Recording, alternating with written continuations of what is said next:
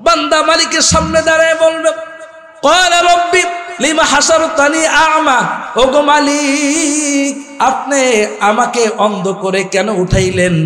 দুনিয়াতে আমার চক্ষু ছিল, আমি দুনিয়াতে দেখতাম, এই আখিরাতে আপনি আমাকে কেন অন্ধ করে উঠালেন?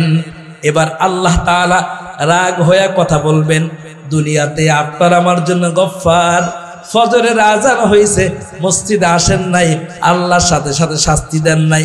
জোহরের আজান হয়ে গেছে, মসজিদে আপনি আমি যাই নাই, আল্লাহর সাথে সাথে আপনাকে আমাকে আযাব দেন নাই।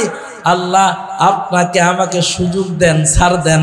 তবে মনে রাখতে হবে, আল্লাহ বান্দাকে ছাড় দেয়, আল্লাহ কিন্তু বান্দাকে ছেড়ে দেন না। আওয়াজ করে বলেন কথা ঠিক কিনা?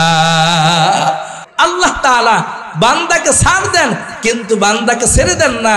হযরত থানবী বলেন, ময়দানে মাহশরে আল্লাহ পাক রব্বুল আলামিন বলবে, রাগ হয়ে বলবে, দুনিয়াতে আল্লাহ পাকের এক নাম গফফার, দুনিয়াতে আল্লাহ পাকের আরেক নাম রহিম, আরেক নাম রহমান, কিন্তু ময়দানে মাহশরে দোস্ত আল্লাহ পাকের এক নাম হয়ে যাবে আজিজুল কাহার, কঠিন থেকে কঠিন। বান্দা আল্লাহর সামনে গিয়ে বলবে, মালিক আপনি আমাকে অন্ধ করে কেন উঠালেন? ক্বালা রব্বি লিমা হাসারতানি আ'মা, ওগো মালিক আপনি আমাকে অন্ধ করে কেন উঠালেন? আমার তো দুনিয়াতে চক্ষু ছিল। এবার আল্লাহ পাক রব্বুল আলামিন রাগ হয়ে গুসায় বলবে, বান্দা তোমাকে কেন অন্ধ করে উঠাইছি এটা জানতে চাও? কেন উঠাইছি? এবার আল্লাহ তাআলা বলবে, ক্বালা কাযালিকা, আল্লাহ পাক বলবেন, ক্বালা কাযালিকা আতাতকা আয়াতুনা ফানাসিতাহা, আমার আয়াতগুলো, আমার কোরআন তোমাদের সামনে, আমার দ্বীন তোমার সামনে, আমার হজ তোমার সামনে, যাকাত তোমার সামনে, লোকেরা দাওয়াত নিয়ে গেছেন, নবীরা দাওয়াত দিয়েছেন, ওলামায়ে কেরাম বুঝাইছেন, তুমি মুখটাকে ফিরায় এনেছো, তুমি মুখটাকে ফিরায় এনেছো, কোরআন থেকে দূরে চলে গেছো। আল্লাহ পাক রব্বুল আলামিন এবার উত্তর দিবেন, ক্বালা কাযালিকা আতাতকা আয়াতুনা ফানাসিতাহা, তুমি দুনিয়াতে আমার সকল হুকুম আহকাম থেকে মুখকে ফিরায় নিছো, ভুলে গেছো, সুতরাং ক্বালা কাযালিকা আতাতকা আয়াতুনা ফানাসিতাহা ওয়া কাযালিকাল ইয়াওমা তুনসা। ও দোস্ত, আল্লাহ পাকের হাবিব বলেন, হযরত থানবী আলাইহির রাহমা বলেন, রব্বে কারীম ডাক দিয়ে বলবেন, তুমি যেইভাবে আমাকে ভুলে গেছো দুনিয়াতে, ও বান্দা তুমি যেইভাবে দুনিয়াতে আমাকে ভুলে গেছো, আমি আল্লাহ আজকে তোমাকে ভুলে গেলাম। আল্লাহ পাক রব্বুল আলামিন যদি কাউকে ভুলে যায়, জাহান্নাম ছাড়া কোনো গতি নাই। আল্লাহুম্মা বারিক লানা ফি রজব ওয়া শাবান ওয়া বাল্লিগনা রমাজান, এই দোয়াটা আমরা অনেক জায়গায় লেখা দেখি। দোস্ত আজকে সংক্ষিপ্ত আলোচনা হবে, এই দোয়ার মধ্যে আছে কি? এই দোয়াটা আমি করলে আমার লাভ হবে কি? এই দোয়াটা যদি আমি করি, কবুল হলে তো আল্লাহ তাআলা আমাকে কি কি দিবেন? আল্লাহ তাআলা আমাদের সকলকে এই দোয়ার আলোচনা একটু শুনবার তৌফিক দান করে, আমিন। মুহতারাম হাজিরিন, নবীজি রজব মাসের চাঁদে এই দোয়াটা করলেন, আল্লাহুম্মা বারিক লানা। কেন নবীজি এই দোয়া করলেন এর উপরে আলোচনা করবেন। তবে আলোচনার শুরুতে নবীজি সাল্লাল্লাহু আলাইহি ওয়াসাল্লাম মসজিদে নববীতে আসছেন, তিনি বয়ান করবেন। সাহাবীদেরকে একত্রিত করে বলতেছেন, সাহাবীরা আমি এখন কিছু কথা বলবো, আমার কথাগুলো কে শুনবে? ক্বালান নাবিয়্যু সাল্লাল্লাহু আলাইহি ওয়াসাল্লাম, ক্বালান নাবিয়্যু সাল্লাল্লাহু আলাইহি ওয়াসাল্লাম, মান ইয়াখুযু আন্নী হাউলাইল কালিমাত। পয়গম্বর আরবি সাল্লাল্লাহু আলাইহি ওয়াসাল্লাম সাহাবীদেরকে একত্রিত করে আল্লাহর নবী বয়ান শুরু করলেন, সাহাবীরা এখন আমি কোরআন থেকে কিছু কথা বলবো, দিনে কিছু মুযাকারা করব, এই কথাগুলো এক নম্বরে কে মনোযোগ সহকারে শুনবে? পয়গম্বর আরবি 2 নম্বরে বললেন, শুধু শুনলে চলবে না। আল্লাহর নবী বললেন, দ্বিতীয় নম্বরে শোনার পরে আমল করতে হবে। আল্লাহর হাবিব বললেন, শুধু নিজে আমল করলে চলবে না, 3 নম্বরে এই কথাগুলো অপরের কাছে পৌঁছায় দেওয়া, এই জিম্মাদারি কে কে পালন করবে? নবীজির সাহাবী আবু হুরায়রা রাদিয়াল্লাহু তাআলা আনহু হাত উঠাইলেন, ইয়া রাসূলুল্লাহ আমি শুনবো, আমি মানবো এবং অপরকে কথাগুলো শেখাবার চেষ্টা করব। মুহতারাম হাজিরিন, আপনি আমিও যদি আল্লাহর পয়গম্বর যেইভাবে সাহাবায়ে কেরাম রাদিয়াল্লাহু তাআলা আনহুকে যেইভাবে তিনি কথা বলছেন, সাহাবায়ে কেরাম যেইভাবে মেনে নিয়েছেন, আপনি আমিও যদি কোরআনের কথাগুলো এইভাবে মেনে নেই, আমল করতে পারি, অপরের কাছে পৌঁছাইতে পারি, খোদার কসম করে বলি বাংলার জমিনে কোনো বেনামাজি তালাশ করে পাওয়া যাবে না। আওয়াজ করে বলেন কথা ঠিক কিনা? এজন্য আপনি আমি আলোচনা শুরু করেছি। পয়গম্বর আরবি সাল্লাল্লাহু আলাইহি ওয়াসাল্লাম তার বন্ধুকে ডাক দেয়া বলেন, ওয়ামান আ'রাদা আন যিকরি, আল্লাহ তাআলা ডাক দেয়া বলেন, নবী হযরতে নবী আলাইহির রাহমা এই আয়াতটা যখন তিলাওয়াত করতেন তো কান্নায় ভেঙে পড়তেন। ছাত্ররা প্রশ্ন করেন, হযরত আপনি পুরা কালামের তিলাওয়াত করেন, কখনো তো আপনি তিলাওয়াত করবার শুনে কান্না করেন না, আর এই সূরাত তাহার এই আয়াতে তিলাওয়াত আসলে আপনি কান্না শুরু করলেন। আল্লাহর গোলাম নবী বলেন, তোমরা যদি এই আয়াতের তরজমা বুঝতা, তোমরা যদি এই আয়াতের তিলাওয়াতের অর্থ বুঝতা, এর তাফসীর বুঝতা, তো তোমরাও কান্নাকাটি করতা। হযরতে নবী বলেন, সূরাত তাহা 124 নম্বর আয়াতে আল্লাহ তাআলা তোমাকে আমাকে ডাক দিয়ে বলেন, মুসলমান, আল্লাহ তাআলা আপনাকে আমাকে দুইটা শাস্তি দিবেন। আল্লাহ কোরআনে বলেন, এক নম্বর শাস্তি দুনিয়াতে, আর দ্বিতীয় নম্বর শাস্তি হলো আখিরাতে। ছাত্ররা ভিড় জমাইছে, হযরত এমন কি আলোচনা, এমন কি শাস্তির কথা বলা হইল, আমাদেরকে একটু বলে দেন। হযরতে নবী তাই ছাত্রদেরকে নিয়ে একত্রিত হইলেন। এবার তিনি আলোচনা শুরু করলেন, ছাত্ররা শোনো, এই আয়াতের মধ্যে আল্লাহ পাক রব্বুল আলামিন দুইটা শাস্তির কথা বলেছেন। এক নম্বরে, ওয়ামান আ'রাদা আন যিকরি ফা ইন্না লাহু মাঈশাতান দঙ্কা। হযরতে নবী বলেন, এক নম্বর শাস্তি হলো যারা কোরআন থেকে বিমুখ হয়ে যাবে, দিন থেকে বিমুখ হয়ে যাবে। এক নম্বর শাস্তি তাদের জন্য। আল্লাহ বলেন, আযান হয়ে গেছে, মসজিদে আযান হয়ে যায়, মুসল্লি মসজিদে নামাজ পড়ার জন্য প্রস্তুত হয় না, মসজিদে যায় না। উলামায়ে কেরাম বলেন, এক নম্বর শাস্তি হলো ওই ব্যক্তিকে আল্লাহ তাআলা দুনিয়াতে সংকীর্ণ একটা জীবন দিবেন, খাবার থাকবে, খাবার খেতে পারবে না, মানুষ তাকে সম্মান দিবে না, ইজ্জতের জিন্দেগি পাবে না, শুধু দুনিয়াতে লাঞ্ছনা আর লাঞ্ছনা। আর দুই নম্বর শাস্তি হলো আখিরাতে। হযরতে নবী বলেন, দুই নম্বর শাস্তি হলো আল্লাহ পাক রব্বুল আলামিন এই আয়াতে কারিমায় বলেন, আল্লাহ আমাদেরকে অন্ধ করে ময়দানে মাহশরে উঠাবেন। এক নম্বর শাস্তি হলো দুনিয়াতে, আর দুই নম্বর শাস্তি হলো আখিরাতে। চোখ থাকতেও আল্লাহ তাআলা অন্ধ করে উঠাবেন। এখন যখন ছাত্ররা তরজমা শুনল, এত সময় তো নবীর কান্না, এখন তো তরজমা শোনার পরে ছাত্ররাও কান্না শুরু করছে। ওগো আল্লাহর গোলাম নবী, দুনিয়াতে আল্লাহ আমাকে এত সুন্দর চক্ষু দিয়েছেন, আর আখিরাতে আমার চক্ষু থাকবে না, আমি অন্ধ থাকব, কারণটা কি? হযরতে নবী এবার ব্যাখ্যা করে বুঝাইতেছেন। বাবাজিরা খেয়াল করে শোনো। এক নম্বরে আল্লাহ তাআলা এই আয়াতের শুরুতে বলেন, ওয়ামান আ'রাদা আন যিকরি, যেই ব্যক্তি আল্লাহর দিন থেকে, নামাজ থেকে, রোজা থেকে, হজ থেকে, যাকাত থেকে, এক কথায় উলামায়ে কেরাম তাফসীরের মধ্যে লেখে আল্লাহর হুকুম আর রাসূলের তরিকা থেকে যারা মুখ ফিরায় নেয়, আজানটা হয়ে যায়, আল্লাহর গোলাম মসজিদে যায় না।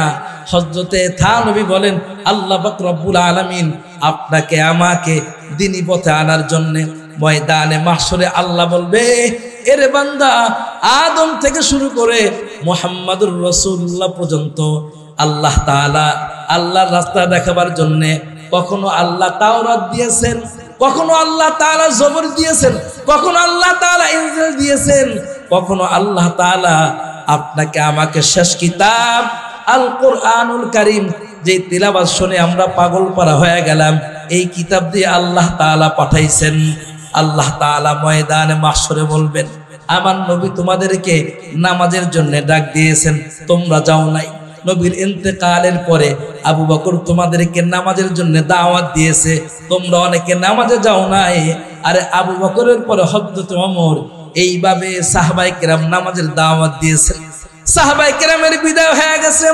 সাহাবায়ে কেরামের বিদায়ের পরে তাবিঈন, আইম্মায়ে মুজতাহিদিন, সলফে সলিহিন, বুজুর্গানে দ্বীন আপনাকে আমাকে নামাজের জন্য ডাক দিয়েছেন। কুরআনুল কারীমে নবীকে ডাক দিয়া বলেন সূরাত তাহা 132 নম্বর আয়াত, এই আয়াতে আল্লাহ তাআলা বলেন ওয়া'মুর আহলাকা বিস-সালাতি ওয়াসতাবির আলাইহা লা নাসআলুকা রিজকা।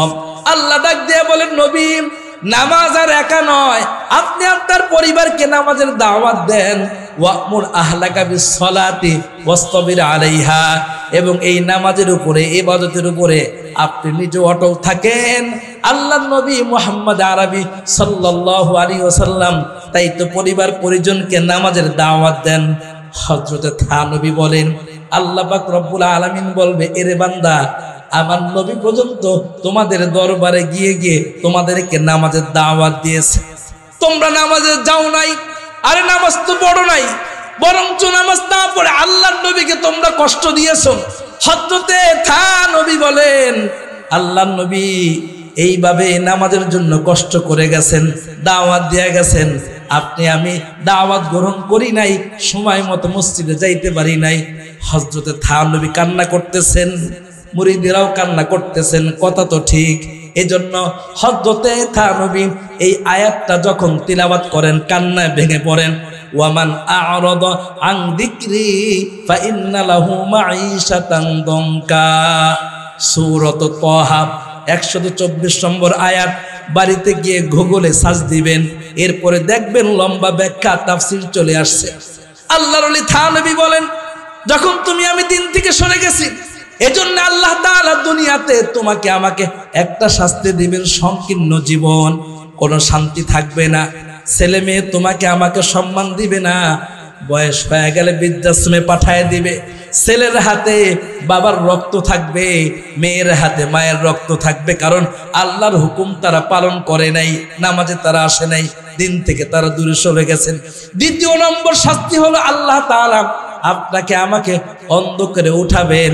মুসলমান ইমানদার, যে আল্লাহ আপনাকে আমাকে দুনিয়াতে এত মহব্বত করেন, আপনি আমি দুনিয়াতে হাজারো আকাম কুকাম করার পরেও আল্লাহ আমাদেরকে দুনিয়াতে কষ্ট দেন না, ওই আল্লাহ আখিরাতের মজমায় আপনাকে আমাকে অন্ধ করে উঠাবেন।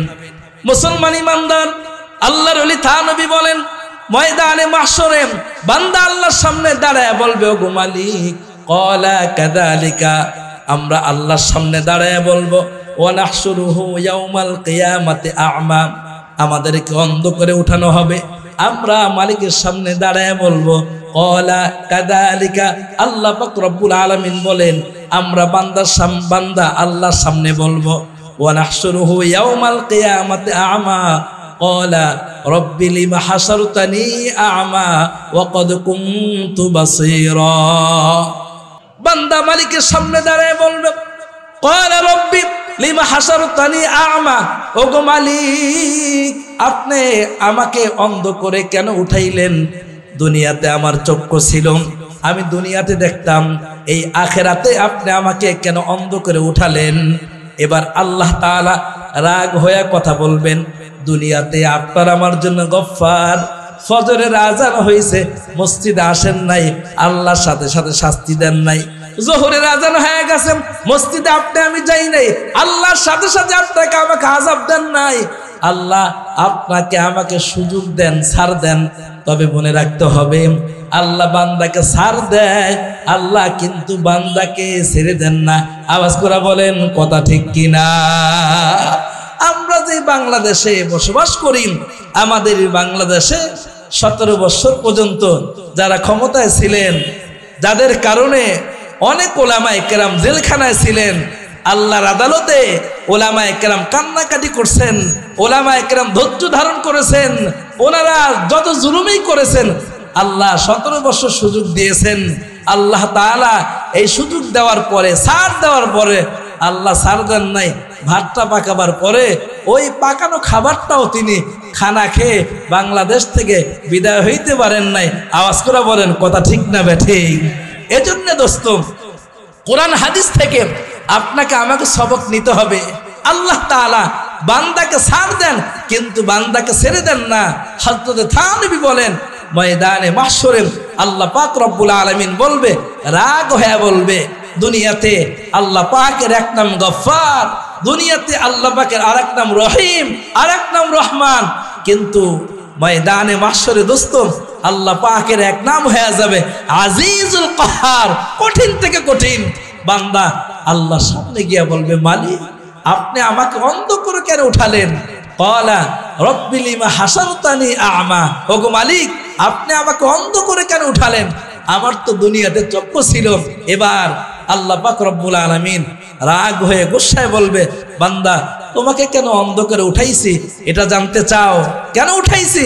এবার আল্লাহ তাআলা বলবে, ক্বালা কাযালিকা, আল্লাহ পাক বলবেন, ক্বালা কাযালিকা আতাতকা আয়াতুনা ফানাসিতাহা, আমার আয়াতগুলো, আমার কোরআন তোমাদের সামনে, আমার দিন তোমার সামনে, আমার হজ তোমার সামনে, যাকাত তোমার সামনে, লোকেরা দাওয়াত নিয়ে গেছেন, নবীরা দাওয়াত দিয়েছেন, ওলামায়ে কেরাম বুঝাইছেন, তুমি মুখটাকে ফিরায় এনেছো, তুমি মুখটাকে ফিরায় এনেছো, কোরআন থেকে দূরে চলে গেছো। আল্লাহ পাক রব্বুল আলামিন এবার উত্তর দিবেন, ক্বালা কাযালিকা আতাতকা আয়াতুনা ফানাসিতাহা, তুমি দুনিয়াতে আমার সকল হুকুম আহকাম থেকে মুখকে ফিরায় নিছো, ভুলে গেছো, সুতরাং ক্বালা কাযালিকা আতাতকা আয়াতুনা ফানাসিতাহা ওয়া কাযালিকাল ইয়াওমা তুনসা। ও দোস্ত, আল্লাহ পাকের হাবিব বলেন, হযরত থানবী আলাইহির রাহমা বলেন, রব্বে কারীম ডাক দিয়ে বলবেন, তুমি যেইভাবে আমাকে ভুলে গেছো দুনিয়াতে, ও বান্দা তুমি যেইভাবে দুনিয়াতে আমাকে ভুলে গেছো, আমি আল্লাহ আজকে তোমাকে ভুলে গেলাম। আল্লাহ পাক রব্বুল আলামিন যদি কাউকে ভুলে যায়, জাহান্নাম ছাড়া কোনো গতি নাই। এজন্য আল্লাহ পাক রব্বুল আলামিন যে আয়াতটা তিলাওয়াত করেছিলাম আপনাদের সামনে, এলোমেলো হয়ে গেছিলেন আপনারা, আবার সুন্দর করে বসছেন, আলহামদুলিল্লাহ। আলোচনা এখনই শুরু করতেছি। যে আয়াতটা আমি আপনাদের সামনে তিলাওয়াত করেছি, এই আয়াতের তর্জমা কিভাবে যে আপনাদের সামনে করব, আর কথাগুলোই যে কিভাবে বলবো, কোন ভাষা আপনাদেরকে বুঝাবো, আমার তো কোনো ভাষা এরকম জানা নাই যেই ভাষা দিয়ে বললে আপনারা হৃদয়ের মধ্যে ঢুকায় নেবেন, আপনারা আমলে পৌঁছায় যাবেন। এজন্য যারা ওলামায়ে কেরাম আমরা স্টেজে আছি, নিচে যারা বসা আছি, যুবক বন্ধুদেরকে বলবো, যদি সম্ভব হয় কথাগুলো নোট করে নিয়ে যাওয়া, বাড়িতে গিয়ে আমল করতে সহজ হবে। আর যদি কাগজ কলম না থাকে তো অন্তরে আল্লাহ পাকের দেয়া খাতার মধ্যে আল্লাহর কুদরতি কলম দেয়া লেখা যাব, বাড়িতে গিয়ে আমল করতে সহজ হবে। তো যেটা বলতেছিলাম, যে আয়াত তিলাওয়াত করেছি সূরাতুল মুদ্দাসসির, এই আয়াতে কারিমাতে আল্লাহ তাআলা আলোচনা করেছেন জান্নাতীরা জাহান্নামীদের সাথে কথা বলবে, মা সালাকাকুম ফি সাকর, জান্নাতীরা জাহান্নামীদেরকে বলবে, তুমি কেন জাহান্নামে আসছো? এবার জাহান্নামীরা চারটা কথা বলবে, এই চার কাজের কারণে আমি জাহান্নামে আসছি। এই চারটা বিষয়ের উপরে আলোচনা করবার পরে আমার আলোচনা শেষ হয়ে যাবে। চারটা কথা বলবো, এরপরে আমার আলোচনা শেষ।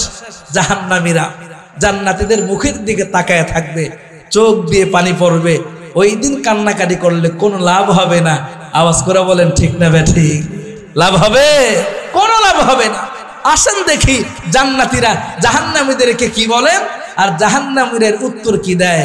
জান্নাতীরা বলল, মা সালাকাকুম ফি সাকর, ও আব্দুর রহমান, তুমি আমার বন্ধু ছিলে, কত ধনী ছিলে, কত সাংসপতি ছিলে, এসিওয়ালা বাড়ির মধ্যে ঘুমাতে, গরমের কারণে অনেক সময় তবলিগও যাইতে না, না প্রচন্ড গরম।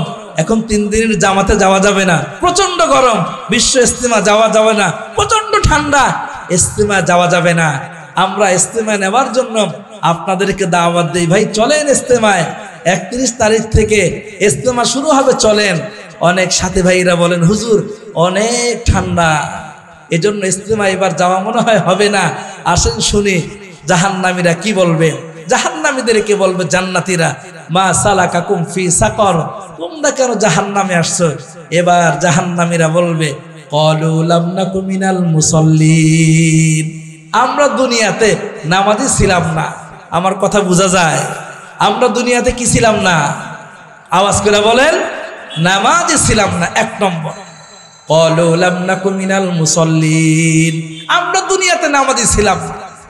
এই আয়াতের ব্যাখ্যায় লেখে, অনেকে নামাজ পড়ে কিন্তু সেও নামাজি না, নামাজ পড়ে মুখস্থ, অর্থাৎ নামাজের দোয়া সূরা কেরাত এগুলার কোনো ধারধারি নেই, শুদ্ধ করতে হবে এগুলার ধারে কাছেও নাই।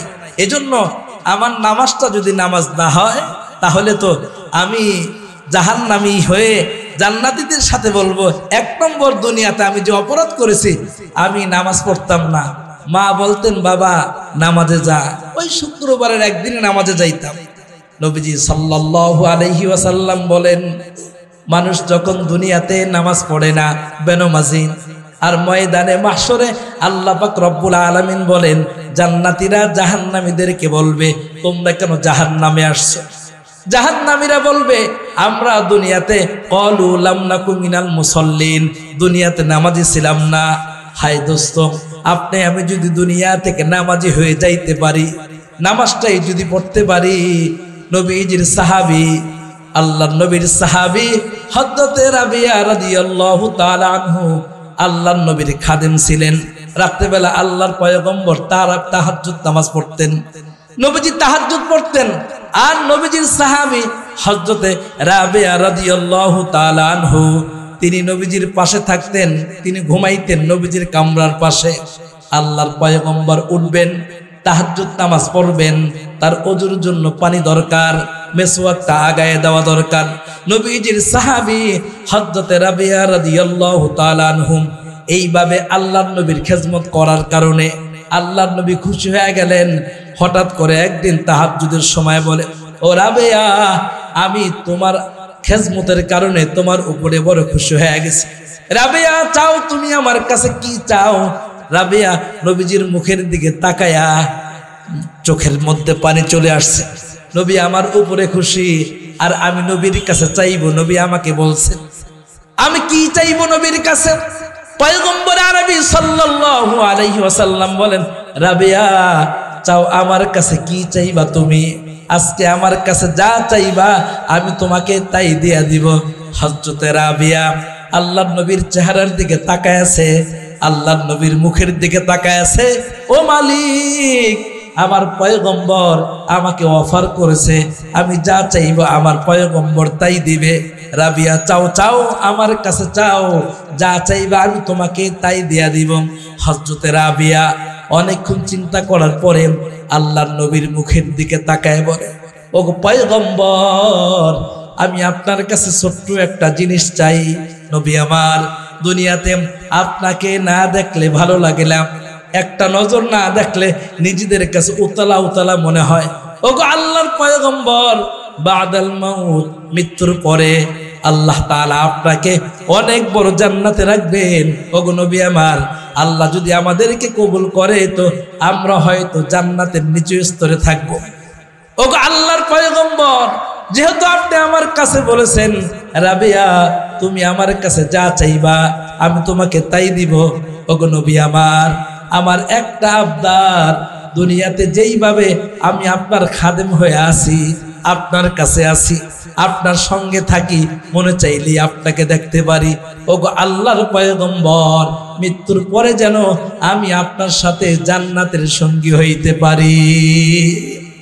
আল্লাহর পয়গম্বর বলে, রাবিয়া আর কোনো কিছু কি আমার কাছে চাওয়াত আছে? আর কোনো কিছু কি আমার কাছে চাইবা? তোমাকে আরো একটা সুযোগ দিয়া দিলাম রাবিয়া, তুমি আমার কাছে আবারও চাও। দ্বিতীয় আর একটা সুযোগ দিয়া দিলাম, আবারও আমার কাছে আরো একটা জিনিস চাও, তোমাকে আমি দিব। আল্লাহর পয়গম্বরের মুখের দিকে তাকায়া, কারণ সাহাবীদের অন্তরে নবী পাকের মহব্বত এত বেশি ছিল, এত বেশি ছিল, নবী ছাড়া তারা কোনো কিছুই চিন্তা করতে পারতো না। হযরতে রাবিয়া আল্লাহর নবীর মুখের দিকে তাকায় বলে, নবী আমার, আমি দুনিয়াতে আখেরাতে আপনি ছাড়া আর কোনো কিছু চাই না। যেই জায়গায় আমার পয়গম্বর আছে, যেই জান্নাতে আমার পয়গম্বর আছে, যদি আমার পয়গম্বরের সাথে আমি জান্নাতে থাকতে পারি, আমার আর কোনো কিছু লাগবে না। আল্লাহর নবী হযরতে রাবিয়াকে কাছে ডাক দেয়া বললেন, রাবিয়া, শাইখুল হাদিস আল্লামা জাকারিয়া আলাইহির রহমা উনি ওনার নিজ হাতে ঘটনা এইভাবে লেখেন। আল্লাহর নবী ডাক দেয়া বলেন, রাবিয়া, আসলেই তুমি আমার সাথে থাকতে চাও? আল্লাহর নবীর সাহাবী মুখের দিকে তাকায় বলো, গো আল্লাহর পয়গম্বর, আমি আপনার সাথে জান্নাতে থাকতে চাই। নবী আমার ডাক দিয়া বলে, রাবিয়া, যদি আমার সাথে জান্নাতের সঙ্গী হইতে চাও তাহলে আজকে থেকে সিজদার পরিমাণ বাড়ায় দাও। সুবহানাল্লাহ। হযরত রাবিয়া এই কথা শোনার পরে এই পরিমাণ ইবাদত তিনি করতেন, একটা দিনও তার তাহাজ্জুদ মিস হইত না। হযরত ফাতেমাতুজ জোহরা রাদিয়াল্লাহু তাআলা আনহা তিনিও আল্লাহর নবীর জবান থেকে শুনলেন, যারা আমার সাথে জান্নাতে থাকতে চায় তারা যেন দুনিয়াতে নফল নামাজ বেশি পড়ে, 5 ওয়াক্ত নামাজ পড়ার পরে, বেতেরের নামাজ পড়ার পরে ওই ব্যক্তির নফল নামাজ যেন বেশি বেশি পড়ে। আল্লাহ পাক রব্বুল আলামিন বলেন, যারা মুমিন তারা তাহাজ্জুদ নামাজ না পড়ে থাকতে পারে না। এজন্য হযরতে ফাতেমাতুজ জোহরা রাদিয়াল্লাহু তাআলা আনহা তিনি তার ইবাদতের গতি বাড়ায় দিলেন। ফজরের নামাজের পরে আল্লাহর নবীর কাছে হযরতে জিবরাইল আলাইহিস সালাতু ওয়াস সালাম আসছেন, ওগো নবী আমার, আপনার ফাতেমা আল্লাহর কাছে বিচার দিয়েছে। নবীজি আশ্চর্য হয়ে গেছে, আমার ফাতেমা আমি থাকতে আল্লাহর কাছে কি বিচার দেয়? জিবরাইল ডাক দিয়ে বলে, নবী মনটা খারাপ করবেন না, আপনি চিন্তিত হবেন না। আপনার ফাতেমা দুনিয়ার কোনো মানুষের নামে তিনি বিচার দেন নাই, দুনিয়ার কোনো বিষয় আল্লাহর কাছে বলেন নাই। ওগো আল্লাহর পয়গম্বর, গতকাল রাত্রিতে আপনার কন্যা ফাতেমাতুজ জোহরা রাদিয়াল্লাহু তাআলা আনহা, হযরত ফাতেমা গতকালকে রাত্রিবেলা আল্লাহ পাকের কাছে হাত উঠায় বলে, মালিক আমার, তাহাজ্জুদ নামাজে দাঁড়ায় গেলাম, মাত্র 2 রাকাত তাহাজ্জুদ নামাজ পড়লাম। ওয়াল্লাযীনা ইয়াবিতুনা লিরাব্বিহিম সুজদাও ওয়া কিয়ামা, যারা মুমিন, যারা মুত্তাকি, নিজেদেরকে আল্লাহওয়ালা দাবি করে, নিজেকে মুমিন মনে করে, মুমিনেরা কখনো রাত্র তাহাজ্জুদ ছাড়া কাটাইতে পারে না। হযরত ফাতেমা আল্লাহর কাছে দোয়া করে, মালিক মাত্র 2 রাকাত তাহাজ্জুদ নামাজ পড়লাম, রাত্রটা শেষ হয়ে গেল। ওগো আল্লাহ, তোমার রাত্রটা এত ছোট কেন? রাত্র যদি আর একটু বড় হইতো তো একটু ইবাদত আরো 2 রাকাত নামাজ বাড়ায় পড়তে পারতাম। মুসলমান ইমানদার, শীতের রাত্র কত বড় লম্বা রাত্র, তোমার আমার রাত্র কাটে না। এজন্য ফেসবুক চালাই, এজন্য টেলিভিশন দেখি, এজন্য রাতভর বান্ধবীর সাথে কথা বলি। আসলে আল্লাহর সাথে তোমার আমার সম্পর্ক হয় নাই। এজন্য হযরতে থানবী বলেন, যতদিন পর্যন্ত আপনি আমি আহলে দিল না হইতে পারবো, আপনার আমার দিল আল্লাহর সাথে সম্পর্ক না হবে, আহলে দিল না হইতে পারবো, ততদিন পর্যন্ত আল্লাহর হুকুমগুলো জমিনে বাস্তবায়ন করা, নবী পাকের তরিকা দুনিয়াতে বাস্তবায়ন করা সম্ভব হবে না। এজন্য হযরতে থানবী আপনাকে আমাকে ডাক দিয়া বলেন, মুসলমান চেষ্টা করো আহলে দিল হওয়ার জন্য। আল্লাহ পাক রব্বুল আলামিন বলেন, ইয়াউমা লা ইয়ানফাউ মালু ওয়ালা বানুন ইল্লা মান আতাল্লাহু বিকলবিন সালিম। আল্লাহ পাক বলেন, ওই দিন কিয়ামতের ময়দানে কোনো মানুষের সন্তান কাজে লাগবে না, কোনো মানুষের সম্পদ কাজে লাগবে না, তবে একটা জিনিস, ইয়াউমা লা ইয়ানফাউ মালু ওয়ালা বানুন ইল্লা মান আতাল্লাহু বিকলবিন সালিম। কলবে সালিম কাকে বলে? কলবে সালিম হলো এমন একটা অন্তর, যে অন্তরে অহংকার থাকে না, যে অন্তরে গুনাহ থাকে না, যে অন্তরে থাকে আল্লাহর ভয়, যে অন্তরে থাকে রাসূল পাকের মহব্বত, আর যে অন্তর পরিচালনা হয় আল্লাহর হুকুম রাসূলের তরিকায়। মুসলমান ইমানদার, যখন আপনার আমার অন্তর আল্লাহর হুকুম আর রাসূলের তরিকায় পরিচালিত হবে, তখন এই অন্তরের মাধ্যমে কোনো গুনাহ হবে না। এই জন্যই তো আল্লাহ তাআলা কোরআনে হাকিমে ডাক দিয়ে বলেন, ওয়ালাকাদ দারাবনা লিজাহান্নামা কাসীরাম মিনাল জিন্নি ওয়াল ইনস লাহুম কুলুবুন লা ইয়াফকাহুনা বিহা ওয়া লাহুম আ'য়ুনুন লা ইবসিরুনা বিহা ওয়া লাহুম আযানুন লা ইয়াসমাউনা বিহা উলাইকা কাল আনআম বাল হুম আদাল উলাইকা হুমুল গাফিলুন। আল্লাহ ডাক দেয়া বলে, বান্দা তোমাকে একটা অন্তর দিলাম, অন্তর দিয়ে ভালো কোনো কিছু চিন্তা করো। অন্তর যখন আহলে দিল হয়ে যাবে, আল্লাহ তাআলা গুনাহ থেকে তোমাকে বাঁচায় রাখবে, ইসলামের উপরে থাকা তোমার জন্য সম্ভব হবে। যদি আহলে দিল তুমি আমি না হইতে পারি, তো ছোট ছোট বিপদ আসলে ইসলাম থেকে দূরে চলে যাব। আল্লাহর এক গোলাম, আহলে ইলম, আহলে দিল, আহলে ঈমান, এমন একজন আল্লাহর ওলি হলেন ইমাম আহমদ বিন হাম্বল। আল্লাহর গোলাম কোরআনের পক্ষে কথা বললেন। কোরআনের পক্ষে কথা বলবার কারণে ওই জামানার জালেমেরা আল্লাহর বান্দাকে জেলখানায় নিয়ে গেছে। অপরাধ কি? হযরত ইমাম আহমদ বিন হাম্বল কোরআনের পক্ষে কথা বলে, এজন্য তাকে জেলখানায় দেওয়া হয়েছে। গত 17 বছরে কত উলামায়ে কেরাম জেল খাটছেন। একজন আলেমও নিজের ব্যক্তিগত কারণে, ব্যক্তিগত আমলের কারণে, ব্যক্তিগত কারণে, নিজের স্বার্থের কারণে, নিজের পেটের কারণে, নিজের কর্মের কারণে জেলখানায় যায় নাই রে মুসলমান। প্রত্যেকটা আলেম কোরআনের পক্ষে কথা বলবার কারণে জালেমের জেলখানায় বন্দী ছিল। আওয়াজ করে বলেন কথা ঠিক কিনা? একজন আলেমও বিগত 17 বছরে এমন একজন আলেম পাবেন না যিনি তার ব্যবসায়ী লেনদেনের কারণে, ব্যক্তি কোনো কাজের কারণে সে জেলখানায় গিয়েছে। প্রত্যেকটা আলেমই কোরআনের পক্ষে কথা বলবার কারণে আলেমদেরকে জেলখানায় বন্দী করা হয়েছে। ইমাম আহমদ বিন হাম্বল কোরআনের পক্ষে কথা বলবার কারণে তাকে জালেমেরা, জালেমদের জেলখানার মধ্যে বন্দী করেছে। যখন জালেমেরা ইমাম আহমদ বিন হাম্বলকে জেলখানায় বন্দী করছেন, জেলখানায় বন্দী করবার পরে আহমদ বিন হাম্বলকে বারবার বলা হয়েছে, ওগো ইমাম, ওগো ইমাম, এখনো সময় আছে, ভালো হয়ে যাও, কোরআনের পক্ষে কথা বলবা না, কোরআনের বিপক্ষে কথা বলো, বাদশার কথা মেনে নাও, তোমাকে শান্তিতে সম্মানের সাথে আবার তোমাকে ছেড়ে দেওয়া হবে। ইমাম আহমদ বিন হাম্বল বলছেন, জীবন তো আল্লাহ তাআলা একবার দিয়েছেন, জীবন একটাই, আর কথাও একটা, সিদ্ধান্ত একটা। জালেম যত জুলুমই করুক না কেন, আমি আমার সিদ্ধান্ত থেকে বিন্দু পরিমাণ সরে যাব না। এই ইমাম আহমদ বিন হাম্বলের এই করা ভূমিকা, এই কথা শুনবার পরে জালেমেরা সিদ্ধান্ত নিয়েছে, আহমদ বিন হাম্বল যতক্ষণ জেলখানায় থাকবে, যতদিন জেলখানায় থাকবে, প্রত্যেক দিন তাকে 80টা করে বেত মারা হবে, চাবুক মারা হবে। এইভাবে ইমাম আহমদ বিন হাম্বলকে যখন জালেমেরা জেলখানার ভিতরে চাবুক মারতেছিল, কোনো কাজ হয় নাই। আল্লাহর গোলাম তো কোরআনওয়ালা। আল্লাহ তাআলা কোরআনে বলেন, ইয়া আইয়ুহাল্লাযীনা আমানুসবিরু ওয়া সাবিরু ওয়া রাবিতু ওয়াত্তাকুল্লাহ। এই আয়াত তো তাদের চোখের সামনে।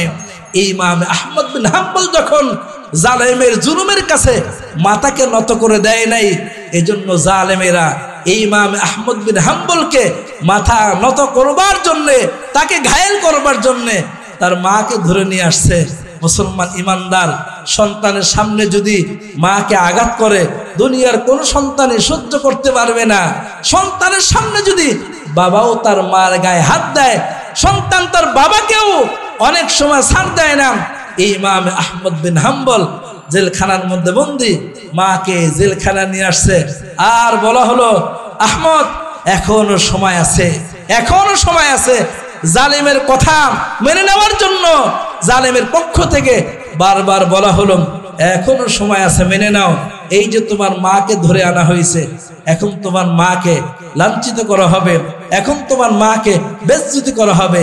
ইমাম আহমদ বিন হাম্বল তাকায় আছে, মাকে নিয়ে আসছে। এখন তিনি কি করবেন? খুব দ্বিধাদ্বন্দ্বের মধ্যে পড়ে গেলেন। মা যদি কান্না শুরু করে তো সন্তান তো মায়ের চোখের পানি সহ্য করতে পারবে না। উলামায়ে কেরাম কিতাবের মধ্যে লেখেন, ইমাম আহমদ বিন হাম্বল মায়ের চোখের দিকে তাকায় আছে, মাও সন্তানের চোখের দিকে তাকায় আছে। মা যখন জেলখানায় আসছে, আয়েশা দেখে সন্তানের গায়ের মধ্যে একটা জুব্বা, জুব্বার অবস্থা এরকম। জুব্বার দিকে তাকায়া মা কান্নায় ভেঙে পড়ছে। জালেমের জুলুমের কারণে, জালেমের চাবুকের আঘাতে ইমাম আহমদ বিন হাম্বলের জুব্বাটা ফেটে গেছে, আর জুব্বার মধ্যে রক্ত লেগে আছে। মা সন্তানের জুব্বার দিকে তাকায়া কান্না শুরু করছে। জালেমেরা মনে করছে মায়ের চোখের পানি দেখে সন্তান মনে হয় গলে যাবে, সন্তান সিদ্ধান্ত থেকে ফিরে চলে আসবে। দেখে না না, সন্তান কোনোভাবেই ইমাম আহমদ বিন হাম্বল নিজের সিদ্ধান্ত থেকে ফিরে আসে না। এবার শুরু করলো মায়ের গায়ে চাবুকের আঘাত। ইমাম আহমদ বিন হাম্বল মায়ের দিকে তাকায় আছে, মায়ের গায়ের মধ্যে চাবুকের আঘাত। আকাশের দিকে তাকায় তাকায়া ইমাম আহমদ বিন হাম্বল চোখের পানি ছেড়ে দেয় আর বলে, মালিক কোন পরীক্ষায় তুমি আমারে ফালায় দিলা? আমার মায়ের গায়ে জালিমেরা ওই যে চাবুক আঘাত করে, মায়ের চাবুকের আঘাত সহ্য করতে পারবো না, তাকায় আছে আকাশের দিকে। মাও চাবুকের আঘাতের কারণে মায়ের চোখ দিয়ে টপ টপ করে পানি পড়ে, সন্তানের মুখের দিকে তাকায় আছে। এই ইমামে আহমদ বিন হাম্বল রহমতুল্লাহি আলাইহি মায়ের মুখের দিকে তাকায় আছে, দেখে মা কোন কথা বলে, মা কোন সিদ্ধান্ত দেয়। মা ইমামে আহমদ বিন হাম্বলের মুখের দিকে তাকায় বলে, এর আহমদ বিন হাম্বল, এই দিনটার জন্যই আমি অপেক্ষা করতেছিলাম। হাজারো নির্যাতন করবে, আমার সন্তান কোরআনের সিদ্ধান্ত থেকে দূরে সরবে না। আওয়াজ করে বলেন না আল্লাহু আকবার, জোরে বলেন আল্লাহু আকবার, আওয়াজ করে বলেন আল্লাহু আকবার।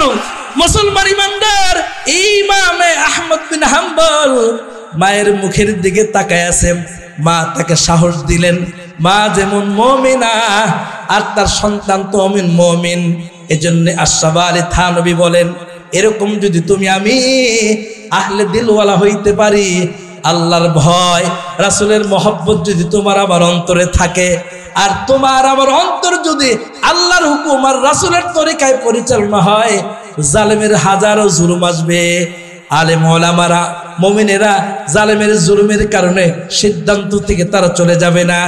এই দিকে জেলখানার ভিতরে আহমদ বিন হাম্বল রহমতুল্লাহি আলাইহি, ওই দিকে বাহিরে ইমামে শাফি আলাইহির রহমা, আল্লাহর গোলাম ইমামে শাফি আল্লাহর কাছে কান্না করে, মালিক যেইভাবে আহমদ বিন হাম্বলকে জালেমের জেলখানায় যেইভাবে নির্যাতন করা হয়, আল্লাহ গো, যদি জুলুমের কারণে ইমানদার যদি জুলুমের কারণে ইমামে আহমদ বিন হাম্বল যদি সিদ্ধান্ত থেকে সরে আসে, তো আল্লাহ গো, এই দুনিয়াতে কোরআনের কথা কে বলবে? আল্লাহ গো, এই জামানায় কোরআনের পক্ষে কথা কে বলবে? আল্লাহ, তুমি তোমার গোলাম আহমদকে ধৈর্য ধারণ করো, ধৈর্য ধারণ করো, সে যেন ধৈর্য ধারণ করতে পারে। আল্লাহর গোলামেরা, আল্লাহ পাক রব্বুল আলামিন বলেন, যদি তুমি আমি জালেমের জুলুমের সামনে যদি ধৈর্য ধারণ করে থাকতে পারি, আর জালেমের জুলুমের সামনে ধৈর্য ধারণ করবার জন্যে আহলে দিলওয়ালা হওয়া চাই। আহলে দিল বলা হয় যার অন্তরে আল্লাহ পাকের ভয় আছে, 2 নম্বরে রাসূল পাকের মহব্বত আছে, 3 নম্বরে এই অন্তর এই কলবটা পরিচালিত হয় আল্লাহর হুকুম আর রাসূলের তরিকায়। এমন একজন আহলে দিলওয়ালা ছিলেন। এই যে কেল্লার পাশে যে মাদ্রাসা, লালবাগ মাদ্রাসার শায়েখ মুফতি আমিনী রাহিমাহুল্লাহ, এমন একজন আহলে দিল ছিলেন। জালেমেরা জেলখানায় ঢুকাইছে, মাথা নত করে নাই। জালেমেরা জেলখানায় আল্লাহর গোলাম মুফতি আমিনী রাহিমাহুল্লাহকে অনেক প্রস্তাব দিয়েছেন, অনেক লোভনীয় প্রস্তাব দিয়েছেন, মাথা নত করে নাই জালেমদের সামনে, জালেমদের সামনে মাথা নত করে নাই।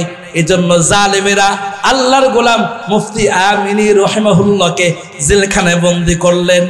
আল্লাহর গোলাম আবার আল্লাহর কুদরতে জেলখানা থেকে বের হয়ে আসলেন। আবার তাকে বুঝানো হলো, আপনি রাজপথ ছেড়ে দেন, আপনি হক কথা বলা বন্ধ করে দেন, আপনার যা লাগবে আমরা দেখব। আল্লাহর গোলাম মুফতি আমিনী ওই যে ইমাম আহমদ বিন হাম্বলের মতো আহলে দিলওয়ালা মানুষ, কোনোদিন তিনি মাথা নত করেন নাই। এরপরে জালেমেরা তার সন্তান আবুল হাসানাত আমিনীকে তারা তাকে গুম করে দিল, তাকে হত্যা করার হুমকি দিল। সন্তানের চাইতে বাবার কাছে মার কাছে মহব্বতের আর দুনিয়াতে কোনো কিছু হইতে পারে না। সন্তানের জন্য মা বাবা দুনিয়ার সব করতে পারে, কিন্তু মুফতি আমিনী রাহিমাহুল্লাহ আল্লাহর আইনকে বাস্তবায়ন করবার জন্যে, কোরআনের কথা দুনিয়াতে বাস্তবায়ন করবার জন্যে আল্লাহর গোলাম মুফতি আমিনী রাহিমাহুল্লাহ মাথা নত করেন নাই। সন্তানকে গুম করা হয়েছে। আবার সন্তানকে গুম করার পরে আপনার আমার মনে রাখতে হবে, আমরা যারা তাওয়াক্কুল করব আল্লাহর উপরে, আমরা যারা ভরসা করব আল্লাহর উপরে, সামান্য মুসিবত আসবে। আল্লাহ তাআলা কোরআনে বলেন, ওয়ালা নাবলুওয়ান্নাকুম বিশাইইম মিনাল খাউফি ওয়াল জু' ওয়া নাকসিম মিনাল আমওয়ালি ওয়াল আনফুসি ওয়াস সামারাত ওয়া বাশশিরিস সাবিরিন। আল্লাহ কোরআনে বলেন, ওগো নামাজি, ওগো ঈমানদার, ওগো মুমিন মুসলমান, কখনো কখনো মাল দিয়ে আল্লাহ তোমারে পরীক্ষা করবে, কখনো কখনো আল্লাহ তাআলা মুসিবত দিয়ে তোমাকে পরীক্ষা করবে। হযরতে ইমামে শাফি আলাইহির রহমাকে আল্লাহর পয়গম্বর ডাক দিয়ে বললেন, ওগো শাফি, আমার কাছ থেকে সুসংবাদ নাও। আহমদ বিন হাম্বল যেন জালেমের জেলখানায় জুলুমকে সহ্য করে যেন সে তার সিদ্ধান্ত অটল থাকে, সিদ্ধান্ত যেন পরিবর্তন না করে। আল্লাহর গোলাম ইমামে শাফি আলাইহির রহমা নবীকে স্বপ্ন দেখার পরে এই সুসংবাদ দেওয়ার জন্য জেলখানায় খাদেমকে পাঠায় দিলেন। খাদেম জেলখানায় গেছে, জেলখানায় গিয়ে ইমামে আহমদ বিন হাম্বল বলেন, আপনার জন্য সুসংবাদ। কি সুসংবাদ?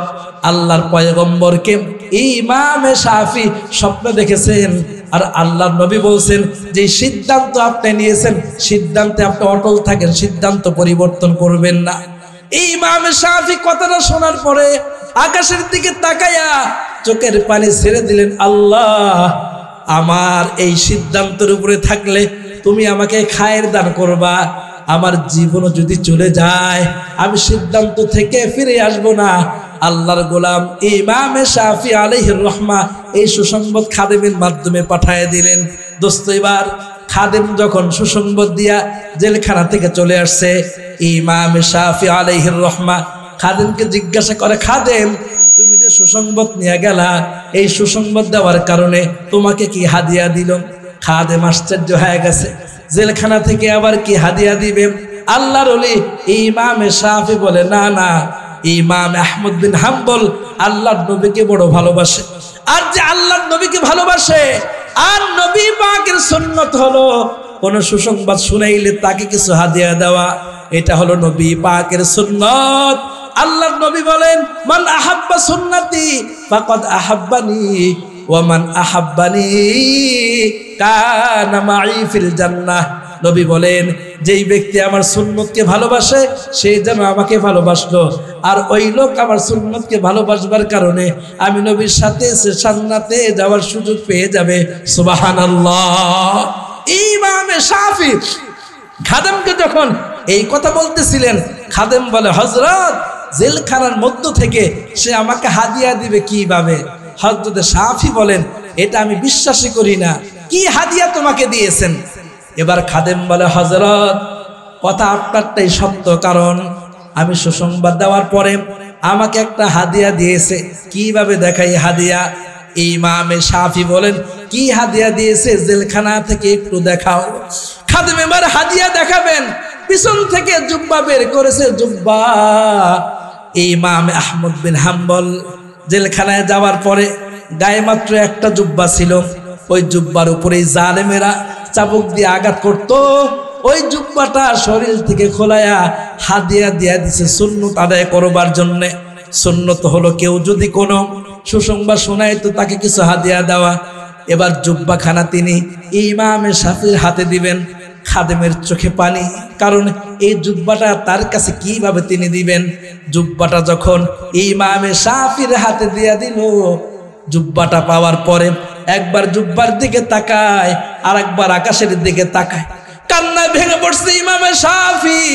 খাদেম জিজ্ঞাসা করে, হযরত, সুন্নত হাদিয়া হাতে পাওয়ার পরে আপনি কেন কান্নায় ভেঙে পড়লেন?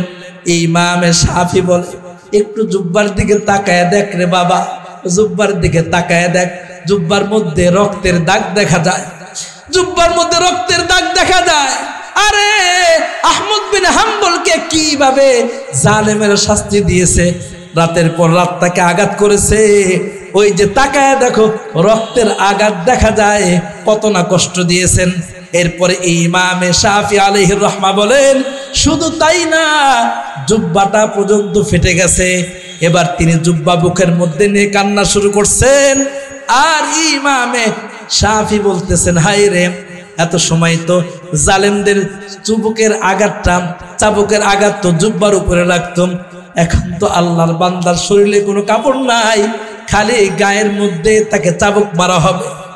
এই যে আল্লাহর ওলি কথাগুলো চিন্তা করলেন আর কাঁদতেছেন, কারণ হলো মুসলমান ইমানদার এত নির্যাতন তারা সহ্য করতে পারছেন, কারণ হলো একটা, চোখটা বন্ধ হইলেই আপনার আমার ঠিকানা হবে জান্নাত। এজন্য আল্লাহ তাআলা কোরআনে হাকিমে বলেন, ইয়া আইয়ুহাল্লাযীনা আমানুসবিরু, ওহে ঈমানদারেরা ধৈর্য ধারণ করো। ইয়া আইয়ুহাল্লাযীনা আমানুসবিরু, তোমরা ধৈর্য ধারণ করো। ওয়াসবিরু, অটল থাকো, অটল থাকো। এজন্য ইমাম আহমদ বিন হাম্বল জালেমের জেলখানায় হাজারো বাধা আসছে, ধৈর্য ধারণ করছে। 2 নম্বরে তারা অটল ছিল।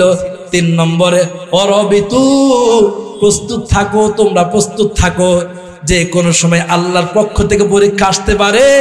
4র্থ কথা আল্লাহ তাআলা বললেন ওয়াত্তাকুল্লাহ, তোমরা আল্লাহকে ভয় করো।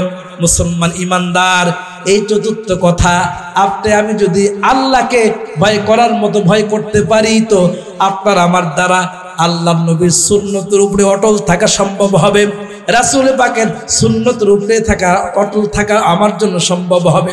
যদি আপনার আমার অন্তরে আল্লাহ পাকের ভয় চলে আসে, তাহলে আপনি আমি দুনিয়ার সমস্ত গুনাহ থেকে বাঁচতে পারবো।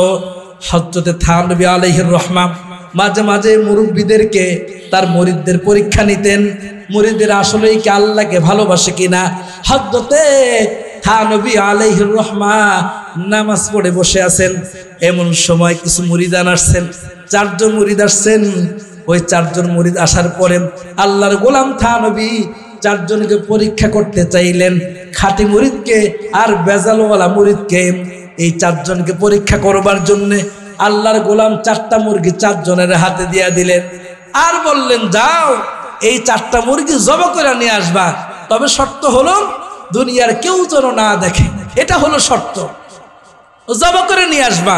হযরতে থানবী মুরগি দিয়া যখন পাঠায় দিছেন, পাঠায় দেওয়ার পরে 3 জন জবাই করে নিয়ে আসছে, আর একজনের কোনো খবর নাই। জোহরের আজান হয়ে গেল, খবর নাই। আসরের আজান হয়ে গেল, খবর নাই। মাগরিবের আজান হয়ে গেল, খবর নাই। মাগরিবের পরে আল্লাহর গোলাম মুরগিটা হাতে করে নিয়ে আসছে, মুরগি জবাই করতে পারে নাই। এবার বলতেছে, বাবা তোমরা মুরগি জবাই করে নিয়ে আসলা, তুমি কেন পারলা না? আব্দুল্লাহ তুমি কই জবাই করলা? বলে হুজুর ঘরে গেলাম, ঘরে কোনো মানুষটাই জবাই করে নিয়ে আসছি, তুমি কেমনে জবাই করলা? আমার বাড়ি ভরা মানুষ, এজন্য আমি চলে গেছি জঙ্গলে, ওখান থেকে জবাই করে নিয়ে আসলাম, তুমি কিভাবে জবাই করলা? বলে আমি জঙ্গলে গেলাম, দেখি মানুষ পুষ্কুনির পারে, কথার কথা ওখান থেকে জবাই করে নিয়ে আসলাম। আর ওই যে একজন ব্যাকুল হাবা গোবা বোকা দাঁড়ায় দাঁড়ায় কাঁদতেছে। থানবী বলে, বাবা তুমি কেন জবাই করতে পারলা? তুমি কান্না করো কেন? আল্লাহর ওলি থানবীর সামনে দাঁড়ায় দাঁড়ায় কান্না করতেছে। তুমি কেন কান্না করো? জবাই কেন করতে পারলা না? বলে হযরত কান্না করি এই জন্য, মুরগি জবাই করতে পারি না এই জন্য কান্না করি না। কান্না করতেছে এই জন্য, আপনি কখনো আমাকে কোনো খেজমত দেন নাই, জীবনে একটা খেজমত দিলেন, একটা হুকুম করলেন, হুকুমটা পালন করতে পারলাম না, তাই আফসোসে কান্না করতেছি। হযরতে থানবী বলেন, তুমি কেন জবাই করতে পারলা না? ওরা তো জবাই করে নিয়ে আসছে, তুমি কেন পারো নাই? এবার ওই হাবা গোবা সহজ মানুষটা বলে, ওগো আল্লাহর গোলাম থানবী, আমি তো মুরগি জবাই করার জন্য ঘরে ঢুকলাম, ঘরে ঢোকার পরে যখন মুরগি জবাই করব আর বলবো বিসমিল্লাহি আল্লাহু আকবার, আপনি বলেছেন দুনিয়ার কেউ যেন না দেখে। হঠাৎ করে মনে পড়ে গেল দুনিয়ার কেউ না দেখলেও তো একজন দেখে, ওনার নাম কি? আওয়াজ করে বলেন। দুনিয়ার কেউ না দেখলে দেখে কে? হযরত থানবীর সামনে দাঁড়ায় বলে, ওগো আল্লাহর ওলি থানবী, ঘর থেকে বের হয়ে গেলাম, জঙ্গলে গেলাম, আবার মুরগি জবাই করব, আবার মনে পড়ে গেল দুনিয়ার কেউ না দেখলেও তো আল্লাহ দেখে। আল্লাহর গোলাম থানবী হাজারো চেষ্টা করার পরে মুরগিটা জবাই করতে পারলাম না। এবার হযরত থানবী বুকে জড়ায় ধরা বলে, হায় রে, আমি তো তোর মতো এরকম আশেক আল্লাহওয়ালাকে তালাশ করতেছি, আমি তো তোর মতো আহলে দিলওয়ালাকে তালাশ করতেছি, আমার বুঝতে বাকি নাই। এরে আল্লাহর গোলাম আয়, আমার কাছে আয়, আমার বুঝ হয়ে গেছে। এরা 3 জন এখনো মুরিদ হইতে পারে নাই, সবক এখনো ঠিক মতো ঢোকে নাই, আমার বুঝ হয়ে গেছে, তুই আমার খাঁটি মুরিদ, তোর মধ্যে ফিট হয়ে গেছে, দুনিয়ার কেউ না দেখলো আল্লাহ দেখে। হ্যাঁ আমার বুঝ হয়ে গেছে, আল্লাহ তোর যতদিন দুনিয়াতে রাখে তোর দ্বারা গুনাহ হবে না, কারণ তুই যখন গুনাহ করতে যাবি আল্লাহ দেখে মনে হয়ে যাবে, যখন চুরি করতে যাবি তো আল্লাহ দেখে তোর মনে হয়ে যাবে। তাহাজ্জুদের সময় সবাই ঘুমায় থাকবে, তুই ঘুমাইতে পারবি না, কারণ তুই চিন্তা করবি দুনিয়ার কেউ না দেখলেও তো আল্লাহ দেখে। আজান হয়ে গেলে কেউ মসজিদে না গেলেও তো তুই যাবি, কারণ তোর অন্তরে আল্লাহ ফিট হয়ে গেছে।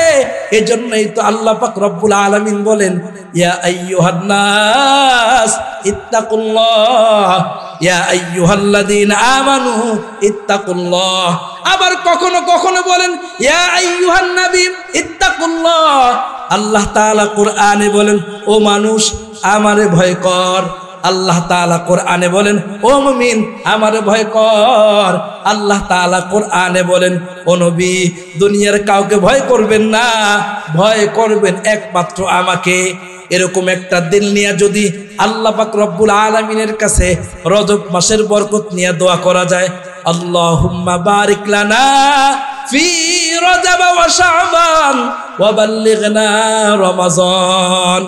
আপনি আমি যদি এরকম একটা দিল নিয়ে আল্লাহ দেখে গুনাহমুক্ত একটা জীবন নিয়ে আল্লাহ পাকের কাছে যদি হাত উঠাইতে পারি, আল্লাহর কাছে দোয়া করতে দেরি, আল্লাহ তাআলা আপনার আমার দোয়া কবুল করতে দেরি করবেন না। সুবহানাল্লাহ। মুসলমান ইমানদার আলোচনা করতেছিলাম, জাহান্নামীরা এক নম্বর বলবে আমি দুনিয়াতে নামাজি ছিলাম না। ক্বালু লাম নাকু মিনাল মুসাল্লিন, আমি দুনিয়াতে নামাজি ছিলাম না। দুই নম্বরে তারা বলবে ক্বালু লাম নাকু মিনাল মুসাল্লিন ওয়া লাম নাকু নুতঈমুল মিসকিন। জাহান্নামীরা বলবে, ওগো জান্নাতে ভাইরা, দুনিয়াতে আমরা বড় ধনী ছিলাম, টাকার কোনো কমতি ছিল না, গরিব গুরাবাদেরকে দেখতাম না, গরিবেরা না খেয়ে মারা যাইত, ওদেরকে ঠিক মতো দেখতাম না, যাকাতও ঠিক মতো আদায় করতাম না। এজন্য আল্লাহ তাআলা গরিবদেরকে সহযোগিতা না করবার কারণে আল্লাহ আমাদেরকে জাহান্নামে দিয়েছে। মুসলমান ইমানদার যুগের বড় আলেম আব্দুল্লাহ ইবনে মুবারক রহমতুল্লাহি আলাইহি, অনেক বড় আলেম। তিনি মাঝে মাঝে হজের সফরে যাইতেন, উমরা করতেন, নফল হজ করতেন। আল্লাহর বান্দাকে আল্লাহ তাআলা মাল দিয়েছেন, মাল দান করতেন, হজও যাইতেন। একবার তিনি হজের জন্য রওনা হয়ে গেছেন, হজ তিনি করবেন, রওনা হয়ে গেছেন হজের জন্য। হজ করার জন্য কাফেলা তৈরি হয়ে গেছে। এবার তিনি হজে রওনা হওয়ার পরে আল্লাহর গোলাম আব্দুল্লাহ ইবনে মুবারক তিনি থাকলেন কাফেলার পিছনে, আর একজন রাহাবার ছিল সামনে। হঠাৎ করে কাফেলার মধ্যে খাবারের জন্য যে মুরগি নেওয়া হয়েছে, একটা মুরগি মারা গেছে। যখন মুরগিটা মারা যায়, ওই মুরগিটা কাফেলা থেকে একটা ডাস্টবিনের মধ্যে ফেলে দেওয়া হয়। আশ্চর্য ঘটনা হলো, হযরতে আব্দুল্লাহ ইবনে মুবারক তিনি খেয়াল করলেন ডাস্টবিনের মধ্যে মুরগিটা, মরা মুরগি ফেলে দেওয়ার পরে ছোট্ট একটা মেয়ে দূর থেকে দৌড়ে আসে, ওই মরা মুরগিটা ওড়নার নিচে ঢুকায় নেয়। 7 থেকে 8 বছর বয়স হবে। মেয়ের পোশাক দেখেই বোঝা যায় মেয়েটা কোনো মুসলমানের সন্তান হবে। আফসোসের সাথে বলি, দুঃখ নিয়ে বলি, এমন একটা জায়গার মধ্যে মাহফিল হইতেছে, বিকালে আসলে দেখবেন আপনার আমার মুসলমানের সন্তানেরা, আপনার আমার মেয়েরা এমন পোশাক পরে যেই পোশাক দেখলে মনে হয় না মেয়েটা মুসলমানের সন্তান। আওয়াজ করে বলেন কথা ঠিক কিনা? পোশাক দেখলে বোঝা যায় না মেয়েটা মুসলমানের সন্তান। আব্দুল্লাহ ইবনে মুবারক রহমতুল্লাহি আলাইহি মেয়ের পোশাক দেখে বুঝতে পারলেন মেয়েটা কোনো মুসলমানের সন্তান হবে। তাই আব্দুল্লাহ ইবনে মুবারক রহমতুল্লাহি আলাইহি, সম্মানিত উপস্থিতি, আজকে আমাদের প্রধান মেহমান মুফতি হোসেন সোহরাব সাহেব চলে আসছেন। আমি 2-3 মিনিটের মধ্যে আমি আমার আলোচনা শেষ করে দিব। হুজুর সামনে আসলে ভালো হয়। 2-3 মিনিটের মধ্যে আমি আমার আলোচনা শেষ করে দিব। হুজুর আখিরি বয়ান করবেন। আমরা হুজুরকে অনেকেই চিনি, জামিয়া শরীফে আরবিয়া মাদ্রাসার সম্মানিত শাইখুল হাদিস। হযরত বয়ান করবেন, আখিরি মোনাজাত পরিচালনা করবেন। আমি আলোচনা করতেছিলাম, বাবা পোশাক দেখেই চিনি ফেললেন এটা মুসলমানের সন্তান। আপনি আপনার বুকে হাত দিয়ে বলেন, আমাদের সন্তানদের পোশাক দেখলে বোঝা যায় এরা যে মুসলমানের সন্তান, বোঝা যায়। আব্দুল্লাহ ইবনে মুবারক যখন দেখলেন পোশাক দেখে বুঝলেন মুসলমানের সন্তান। মুসলমানের সন্তান হলে মরা মুরগি কেন নিবে? তার দিলের মধ্যে কৌতূহল জাগলো। মেয়েটার কাছে গেছে, গিয়ে বলে মা গো, তোমাকে তো দেখতে মনে হয় মুসলমান। মেয়েটা বলে হ্যাঁ আমি মুসলমান। তাহলে মরা মুরগি কেন নিলা? বারবার বলতেছে মরা মুরগি কেন নিলা? মুসলমানের জন্য তো মরা মুরগি খাওয়া হারাম, জায়েজ নাই, এটা কেন তুমি নিলা? বারবার বলার পরে মেয়েটার চেহারা লাল হয়ে গেছে। মুসলমান মেয়েটার চেহারা লাল হয়ে গেছে, চোখের কোনায় পানি চলে আসছে, লজ্জার কথা। মুসলমান মরা মুরগি কেন নেয়? মেয়েটা ওই ভদ্রলোকের সামনে, আব্দুল্লাহ ইবনে মুবারকের সামনে চোখের পানি ছেড়ে দিয়েছে। এবার মেয়েটা আব্দুল্লাহ ইবনে মুবারকের মুখের দিকে তাকায় বলে, ওগো মুসাফির, আনালা আরিফুকা, আমি তোমাকে চিনি না, তবে শোনো, আমি একজন মুসলিম পরিবারের মেয়ে, মুসলিম পরিবারের কন্যা। আমার আব্বা ছিল, কিছুদিন আগে আব্বা মারা যায়। আমি আমার ফ্যামিলির থেকে শিক্ষা পেয়েছি, এই শিক্ষা আমার আছে, মরা মুরগি খাওয়া মুসলমানের জন্য জায়েজ নাই, এই শিক্ষা আমাকে দিয়েছে। কিন্তু নসিব খারাপ হলো রে মুসলমান, নসিব খারাপ হলো আমার। আব্বা মারা যাওয়ার কারণে আমাদের ঘরের খাবারগুলো শেষ হয়ে গেছে। এই জন্য ঘরের খাবার শেষ হয়ে যাওয়ার পরে মাসআলা হলো মরা মুরগিও খাওয়া জায়েজ আছে, যেহেতু জীবন বাঁচাইতে হবে। তাই তো মরা মুরগি নিয়ে যাই, আমার মা আর আমি মরা মুরগি দিয়ে দিনটা কাটায় দিব। আব্দুল্লাহ ইবনে মুবারক মেয়েটার মুখের দিকে তাকায়া কান্না শুরু করছে, আকাশের দিকে তাকায় আর চিন্তা করে, হায় আমি যাইতেছি হজ করার জন্য, নফল হজ, আর আমার প্রতিবেশী মরা মুরগি খেয়ে খেয়ে জীবন কাটায়। এখন যদি আব্দুল্লাহ ইবনে মুবারকের কাছে আজরাইল চলে আসে, তো আল্লাহর আদালতে আব্দুল্লাহ ইবনে মুবারক কি বলবে? মেয়েটারে ডাক দিয়ে বলে, মা গো, আমি বুঝতে পারি নাই, তোমাকে কষ্ট দিয়ে ফেলেছি। এবার আব্দুল্লাহ ইবনে মুবারক খাদেমকে ডাক দেয়া বলে, খাদেমকে ডাক দেয়া বলে, বাবা আমাদের হজের সফরের টাকাগুলো নিয়ে আসো, আর যেই জায়গায় আছি এখান থেকে যাওয়ার জন্য যেই পরিমাণ টাকা লাগে এই টাকাটা তোমার কাছে রেখে দাও। আব্দুল্লাহ ইবনে মুবারক ভাড়ার টাকাটা রেখে খাদেমকে বললেন, চলে যাও, গোপনে বাদ বাকি নফল হজের টাকাটা বাচ্চার হাতে দিয়ে দিছে। বাচ্চা টাকা পাওয়ার পরে বড় খুশি।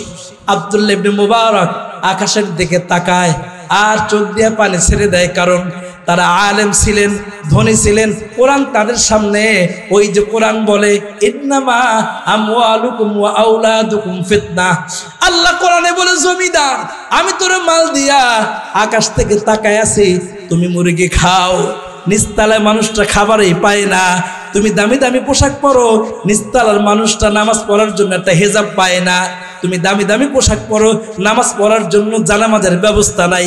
তোমার পাশে একটা মাদ্রাসা, তুমি দামি দামি 10 পদের ইফতারি খাও, আর মাদ্রাসায় 1 পদের ইফতারির ব্যবস্থা হয় না। আব্দুল্লাহ ইবনে মুবারক সকলকে একত্রিত করে বলেন, এইবার আর হজ করা হবে না, আমরা চলি। সবাই আশ্চর্য হয়ে গেছে। হযরত, দিলের বড় তামান্না, আপনার সাথে হজ করব, আপনি কেন হজ করবেন না? যদি একটু বলতেন। আল্লাহর ওলিরা গোপন বিষয় সহজে তারা প্রকাশ করেন না। অনেক পীড়াপিড়ি করবার পরে এবার আব্দুল্লাহ ইবনে মুবারক চোখের পানি ছেড়ে দিয়েছেন, আকাশের দিকে তাকায় আর বলে, কি বলবো লজ্জার কথা, তোমরা শুনতে চাও? এইবার কেন আমরা হজে যাব না? আব্দুল্লাহ ইবনে মুবারক বলে, আমার সাথীরা তাহলে শোনো, আমাদের কাফেলার একটা মুরগি মারা গেছে। বলে, হ্যাঁ। মুরগিটা কি করলা? ডাস্টবিনে ফেলে দিলা? বলে, হ্যাঁ। ওই ডাস্টবিন থেকে একটা মুসলমান কন্যা, মুসলিম কন্যা, এক মুসলমান সন্তান, এক মুসলিম সন্তান ডাস্টবিন থেকে মরা মুরগি উঠায় নিছে। কেন উঠায় নিছে শোনো? ওই মেয়েটা মরা মুরগি দিয়া সে তার মাকে নিয়ে খাবার খাবে, জীবন যাপন করবে। এখন তোমরা বলো, আমাদের চোখের সামনে এরা মরা মুরগি খাবে আর আমরা নফল হজ করবার জন্য বাইতুল্লাহতে যাব। আমি সিদ্ধান্ত নিয়েছি, হজ করলে যেই মালিক খুশি হবে আর দান করলে ওই মালিকই আমার উপরে খুশি হবে। যেহেতু আব্দুল্লাহ ইবনে মুবারকের হজটা ছিল নফল হজ, ফরজ হজ অনেক আগেই হয়ে গেছে। আল্লাহ পাক রব্বুল আলামিন কোরআনে কারিমে বললেন, জাহান্নামীরা জান্নাতীদেরকে বলবেন, মা সালাকাকুম ফি সাকার, ক্বালু লাম নাকু মিনাল মুসাল্লিন ওয়া লাম নাকু নুতঈমুল মিসকিন। জাহান্নামীরা বলবে, ও জান্নাতি ভাই, টাকা থাকার পরেও মিসকিনদেরকে খাবার দেই নাই, এই জন্য আল্লাহ আমাকে জাহান্নামে এনেছেন, এই জন্য আমি জাহান্নামে চলে আসছি। আব্দুল্লাহ ইবনে মুবারক চিন্তা করলেন, নফল হজ না করে আমি আমার সব টাকা দান করে দেই। মুসলমান ইমানদার, দুইটা কথা, এক নম্বরে নামাজি ছিলাম না, দুই নম্বরে আমরা মিসকিনদেরকে খাবার দিতাম না, তৃতীয় নম্বরে ক্বালু লাম নাকু মিনাল মুসাল্লিন ওয়া লাম নাকু নুতঈমুল মিসকিন।